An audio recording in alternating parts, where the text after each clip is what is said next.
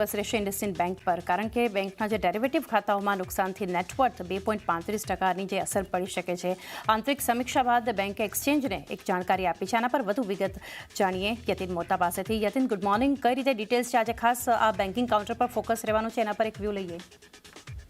હા, good morning. તો ગઈકાલે ઇન્ડસઇન્ડ બેંકે પોસ્ટ માર્કેટર એક્સચેન્જ નોટિફિકેશન આપ્યું અને એ નોટિફિકેશનમાં કંપનીએ એમ કહ્યું કે જે ડેરિવેટિવ્સ છે, એટલે કે વાયદા માર્કેટમાં તેમને જે ડોલર પોઝિશન્સ કે રૂપિયાને હેજ કરેલો હોય છે, એ ડેરિવેટિવ પોઝિશન્સ પર લગભગ નેટવર્થનું 2.5% એટલે 1500 કરોડ રૂપિયાથી થોડું વધારે નુકસાન થવાની આશંકા છે.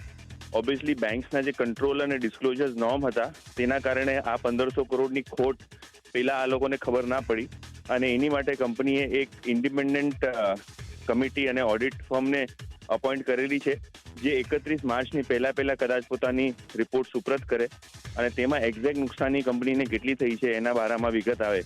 પણ આપણે જોયું છે કે થોડા દિવસો પહેલા જ જે અસમંજસ બનેલું હતું એમડીસીઓના એક્સટેન્શનનું, 3 વર્ષની બદલી આરબીઆઈ ફક્ત 1 જ વર્ષનું અપ્રુવલ આપ્યું અને હવે આ 1500 કરોડ રૂપિયાની જે વાયદા માર્કેટના જે હેજ પોઝિશન છે તેના ઉપર નુકસાનીની વાત છે, જે પહેલા કંપની ડિસ્ક્લોઝ નથી કરી.